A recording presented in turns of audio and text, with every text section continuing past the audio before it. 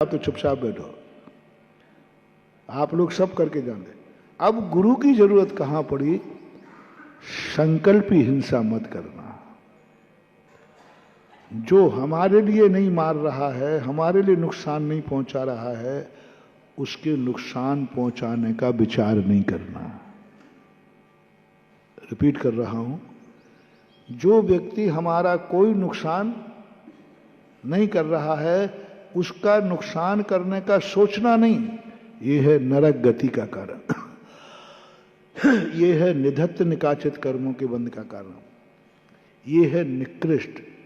जो हमारे संबंध में बुरा सोचते ही नहीं, हम उसका बुरा सोच रहे हैं। जो हमारी हिंसा नहीं कर रहा, हम उसको मार रहे हैं।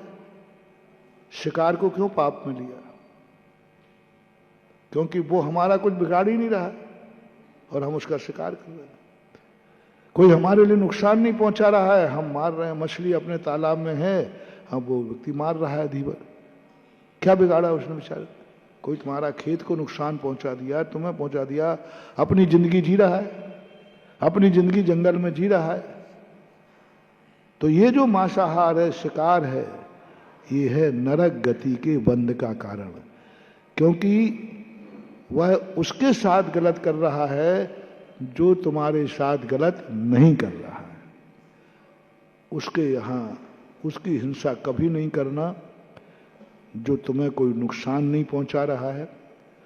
उससे झूठ मत बोलना जो कभी तुमसे झूठ नहीं बोल रहा है। उसके यहां चोरी नहीं करना जो चोरी नहीं करता है। पसीने की कमाई है उसकी, पसीने की कमाई, बहुत मेहनत करता है, अच्छी तरह मेहनत करता है, और हमें मालूम है कि इसका पैसा ईमानदारी का है, अच्छा कमाई करता है।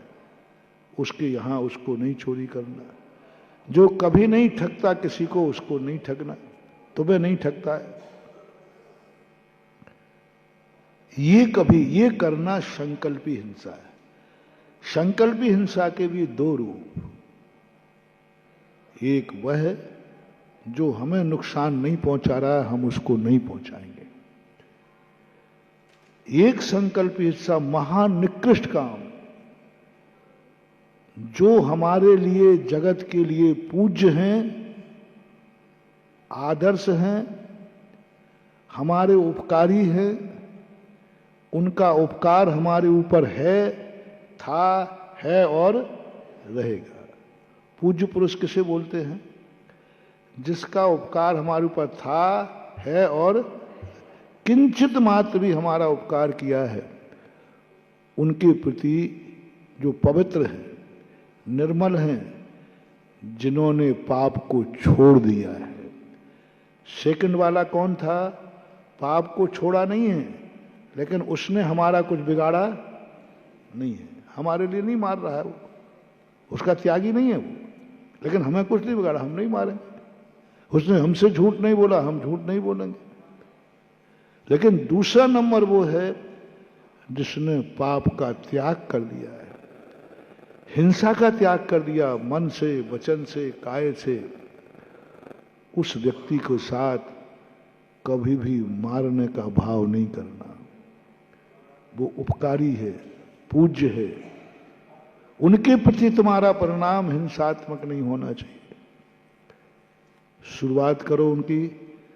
कौन कौन है जो तुम्हारी जिंदगी में उपकारी हैं? भगवान को ले लो, उनके संबंध में बुरा नहीं सोचना, क्योंकि वो किसी का बुरा, तुम्हारा ही नहीं, किसी का भी बुरा नहीं सोचते हैं। दूसरे नंबर पर गुरु महाराज। गुरु महाराज के प्रति, साधु के प्रति कभी बुरा मत सोचना, क्योंकि साधु किसी का बुरा, अरे गले में सांप डाला उसी का बुरा नहीं किया। जो किसी का बुरा नहीं करते हैं, उनके संबंध में बुरा कभी मत सोचना महानुभाव। निधत्त निकाचित कर्म है, कोई माफीनामा नहीं है। उनके गले में तुम सांप डाल रहे हो जो एक इंद्री चींटी को भी बचाते हैं। संसार में किसी भी जीव से उनका कोई द्वेष भाव, द्वेष भाव, उनके प्रति तुम द्वेष भाव माफ नहीं होगा। भगवान के समोषण में ही पहुंच जाओगे। राजा सैनिक ने कैसे माफ, अंजन चोर चरीके कि हाँ माफ हो गया, इतना बड़ा पाप, इतना सब कुछ किया, लेकिन राजा सैनिक को माफ नहीं किया, क्योंकि उसने उनके साथ बुरा किया है जो किसी के साथ बुरा नहीं करता।